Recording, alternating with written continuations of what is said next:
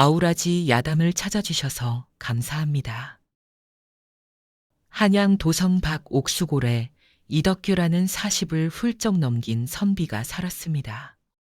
아버지는 육조 참판을 지낸 이현 대감이신데 84세로 살아계시기는 하나 거동이 불편하셨지요. 그러나 이 대감 집안은 장수 집안으로 소문이 났답니다. 이 대감은 딸 셋과 아들 하나를 낳았는데 이덕규가 늦둥이 막내였습니다. 이덕규는 아버지 이대감과는 달리 머리가 그다지 영특하지는 못해서 30살 가까이 되어서야 초시에 합격하고 중시인 진사시에도 40이 다 돼서 급제했으나 아버지 이대감은 이덕규가 장원 급제하는 날까지 시험을 치러서 가문을 빛내라고 했습니다. 집안 살림은 넉넉해서 이덕규, 이 진사가 시험 공부만 한다고 해도 문제될 것은 아무것도 없었지요. 이 진사는 효자여서 아버지의 말을 잘 따랐으며 성품도 근면하여 아랫사람들도 그를 존경하였답니다. 그리고 20세의 5살 아래에 한효주라는 양반집 딸과 결혼하여서 아들과 딸을 낳았는데 모두 혼인하여 출가해서 살고 있었습니다. 부인 한 씨는 사대 부가의 부인답게 고운 성품에 후덕해서 집안에는 걱정이 없었지요. 그런데 아버지 이 대감이 노환으로 돌아가시자 문제가 생기기 시작했답니다. 아버지 3년 상도 치르기 전에 친구들의 꿰매에 빠져 기생집에 가게 된 것이지요. 사내 대장부가 불혹이 넘도록 기방에도 못 가봤다면 후세에 누가 자매를 사내였다 하겠는가? 평생 기생이란 것을 가까이 해본 적이 없던 덕규는 처음에는 몹시 당황하였으나 벗들의 권유를 뿌리치지 못하고 따라갔습니다. 그곳에서 덕규는 월화라는 기생을 만났답니다. 월화는 기녀의 딸로 태어나 어려서부터 기방에서 자란 여인이었습니다. 하얀 피부에 버들가지 같은 몸매, 엔두같이 붉은 입술을 가진 그녀는 천하의 미인이었지요. 검은고와 가야금, 춤에도 능하였고 시와 서예에도 일가견이 있어 선비들의 마음을 사로잡기에 충분하였답니다. 이 천한 몸이 오늘 선비님을 배웁게 되니 얼마나 영광인지 모르겠나이다.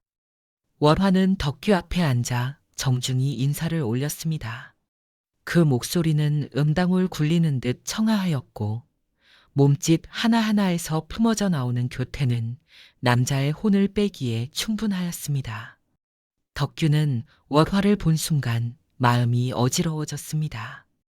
집에서 보던 한 씨의 소박한 모습과는 너무나 다른 월화의 화려함에 눈이 부셨지요.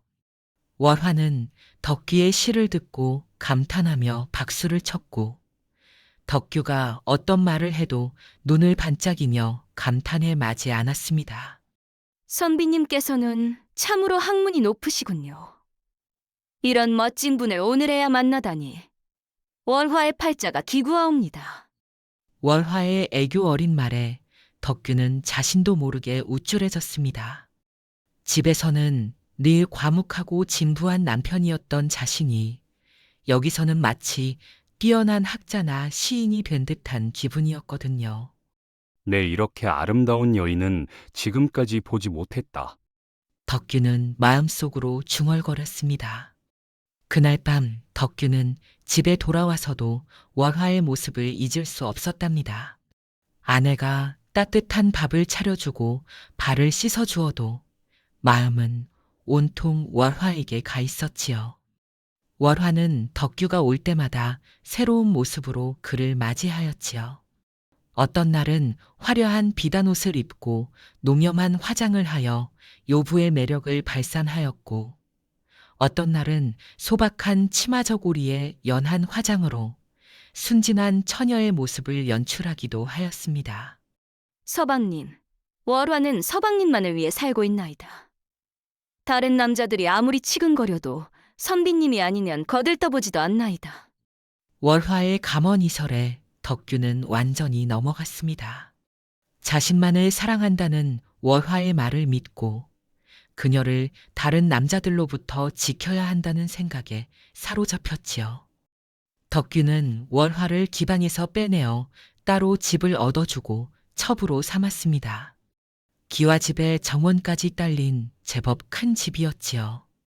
그 집을 마련하기 위해 덕규는 자신의 논밭을 팔았고 월화가 원하는 비단옷과 화장품, 장신구를 사주기 위해 집안의 세간들까지 하나둘 내다 팔았습니다. 서방님, 요즘 어찌된 일이에요? 밤마다 집에 들어오지 않으시고 집안 살림은 왜 이리 어려워지는 것인가요? 아내 한 씨가 조심스럽게 물었지만 덕규는 화를 내며 대답을 피했습니다. 여자가 남자 하는 일에 이리 간섭이 많소? 내가 알아서 할 일이니 당신은 신경 쓰지 마시오. 시어머니도 며느리를 따로 불러 걱정을 토로하였습니다. 며느라, 우리 덕규가 요즘 이상하구나. 혹시 밖에서 다른 여자라도 만난 것은 아닐까? 한 씨는 마음속으로는 이미 눈치를 채고 있었지만 시어머니 앞에서는 그런 내색을 할 수 없었습니다. 아니옵니다, 어머님. 아마 증시 준비 때문에 마음이 무거우신 모양입니다. 하지만 한 씨의 마음은 날로 무거워져만 갔습니다. 밤마다 빈 방에서 홀로 잠들며 흘리는 눈물은 베개를 적시곤 하였지요. 월화는 덕규의 사랑을 확신하게 되자 점점 교만해졌습니다. 처음에는 덕규 앞에서 눈물을 흘리며 자신의 신세를 한탄하며 응석을 부리던 그녀였지만 이제는 덕규를 마음대로 부리게 되었습니다. 서방님, 월화에게는 서방님이 전부랍니다. 그런데 인연이 필요한 물건이 생겨서 하면서 덕규의 재산을 빼냈습니다. 그리고 불공을 들여야 과거 시험에 붙을 수 있다면서 거룡 법사라는 땡중에게 속아서 정을 통하고 금품도 갖다 바쳤답니다. 덕규 몰래 간통하는 자가 한둘이 아니었지요. 중시에서 떨어진 덕규는 집에도 돌아가지 못하고 월화의 집에서 살았습니다. 이미 집안 재산은 대부분 월화에게 바친 후였고 그나마 남은 것마저 월화가 요구하는 대로 갖다 바쳤답니다. 월화는 덕규가 시험에 떨어지고 재산도 줄어들자 슬슬 냉대하기 시작했습니다. 공부도 제대로 못하면서 무슨 선비라고 하는 거예요? 이제 월화가 당신을 먹여 살려야 하는 신세가 되었군요. 재산이 바닥나자 월화의 낯빛은 시든 꽃보다 빠르게 변했습니다. 결국 월화는 시종들을 시켜 덕규를 문 밖으로 내동댕이 쳤습니다. 어제까지만 해도 서방님이라 부르던 입술에서 침 뱉는 소리가 들려왔지요. 덕규는 차가운 흙바닥을 뒹굴며 통곡했지만 돌아오는 것은 하인들의 모진 욕설뿐이었습니다.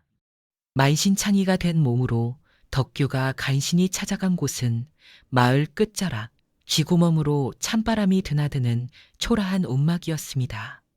가산을 탕진한 탓에 노모와 아내, 어린 아들은 누더기를 걸친 채 떨고 있었지요.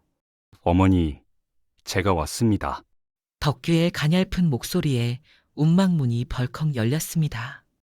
그러나 나온 것은 반가운 기색이 아닌 서리빨 같은 노모의 꾸짖음이었습니다.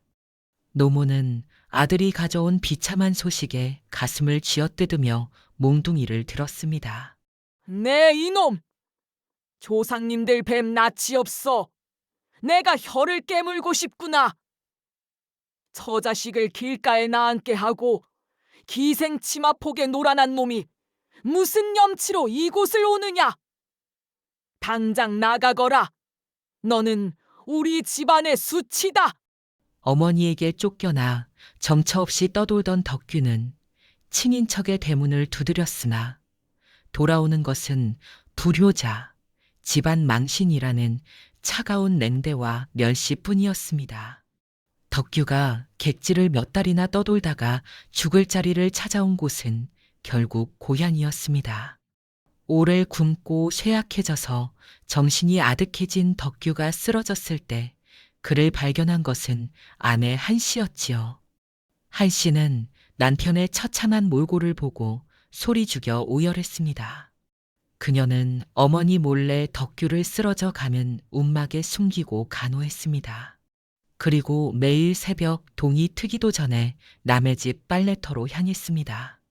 꼼꼼 언 얼음물을 깨며 빨래하느라 한 씨의 손은 마디마다 갈라져 진물이 흘렀고 바느는 호롱불 아래서 삭 바느질 하느라 눈이 짓물렀습니다.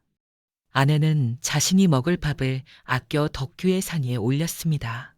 서방님, 이 밥 한 술에 저의 간절함을 담았으니 부디 한을 풀고 그래 매진하십시오. 아내의 몸은 날이 갈수록 여위어 뼈만 남았지만 남편의 책상 앞에는 항상 따뜻한 보리차와 책과 붓이 놓여 있었습니다. 그 사이 월화는 고을의 재력가 전 진사와 내통하며 기방의 규모를 키워갔습니다. 전 진사는 부정한 고리대금과 땅 투기로 백성들의 고혈을 짰고 월화는 그 돈으로 호사를 누리며 가난한 자들을 멸시했습니다. 덕규는 아내의 헌신을 먹고 자란 도끼를 붓끝에 모았습니다. 50살이 넘은 나이, 눈은 침침하고 허리는 끊어질 듯 아팠으나 그는 아내의 갈라진 손마디를 떠올리며 잠을 쫓았습니다. 1년, 2년, 5년의 세월이 흐른 뒤 드디어 기적이 일어났습니다. 나이 54. 남들은 손주 재롱을 볼 나이에 덕규는 한양 도성 과거 시험장에서 당당히 장원을 차지했습니다. 임금이 하사한 어사화를 머리에 꽂고 궁궐들에 엎드린 그의 눈에서 뜨거운 눈물이 쏟아졌습니다. 그대는 어찌하여 이 늦은 나이에 이토록 절절한 문작을 지었는가? 임금의 물음에 덕규는 자신의 지난 과오와 아내의 눈물겨운 희생을 이야기했습니다. 그리고 마지막 소원으로 딱 1년만 고향 옥수 고을의 사또로 부임하여 묵은 원한을 풀고 싶다고 청했지요. 임금은 이를 쾌히 허락했습니다. 신임 사또의 행차 소식에 옥수 고을이 들썩였습니다. 덕규는 마을 사람들에게 자신의 정체를 숨기고 왔습니다. 아내와 어머니에게도 알리지 않았습니다. 인정 많은 아내가 만류할 것이 분명했으니까요. 며칠 후 전 진사와 월화는 아첨할 생각에 비단옷을 빼입고 관하로 향했지요. 그러나 동헌 높은 자리에 앉은 사또의 얼굴을 확인한 순간 두 사람의 얼굴은 핏기를 잃고 조이장처럼 하얘졌습니다. 월화야, 내 몸에서 나쁜 짓 하여 모은 돈 냄새가 나는구나. 덕규의 추상 같은 호령이 떨어졌습니다. 덕규는 미리 전 진사와 월화가 저질러온 온갖 비리를 낱낱이 파헤쳐 그들의 재산을 몰수하고 거적대기를 입혀 고을 밖으로 추방했습니다. 길바닥을 구르게 된 그들의 처량한 뒷모습을 보며 덕규는 차갑게 읊조렸습니다. 사람의 고혈로 피운 꽃은 결국 제 뿌리조차 썩게 하는 법이다. 처분을 마친 덕규가 관복을 입은 채 가장 먼저 향한 곳은 집이 아니었습니다. 흙먼지 날리는 시장 귀퉁이에서 여전히 남의 집 옷가지를 꿰매고 있던 한 씨를 본 순간 덕규는 말에서 내려 흙바닥에 무릎을 꿇었습니다. 부인, 이제 그 바늘을 놓으시오. 당신의 서방이 돌아왔습니다. 놀란 한 씨가 바늘에 손가락을 찔리자 덕규는 그 거칠어진 손을 소중히 맞잡고 입을 맞추었습니다. 주변 사람들의 눈길은 아랑곳하지 않은 채 그는 아내를 등에 업고 집으로 향했습니다. 어머니도 눈물로 그를 맞이했지요. 그는 가족들을 집무실이 있는 관저에 머물게 했습니다. 덕규는 아침마다 직접 아내의 머리를 빗겨주고 거칠어진 아내의 손마디에 고운 기름을 발라주며 속삭였습니다. 내가 기생의 간사한 웃음에 눈이 멀었을 때도 당신은 얼음물을 깨며 나를 위해 기도했소.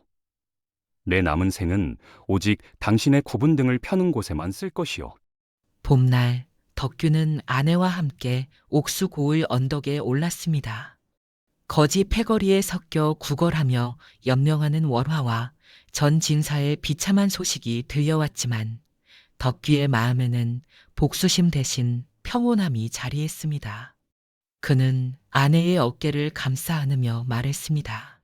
부인, 저기 피어난 매화보다 당신의 미소가 내게는 더 귀합니다. 내 마음에는 영원히 당신이라는 봄이 머물 것입니다. 한 씨는 말없이 남편의 가슴에 머리를 기댔습니다.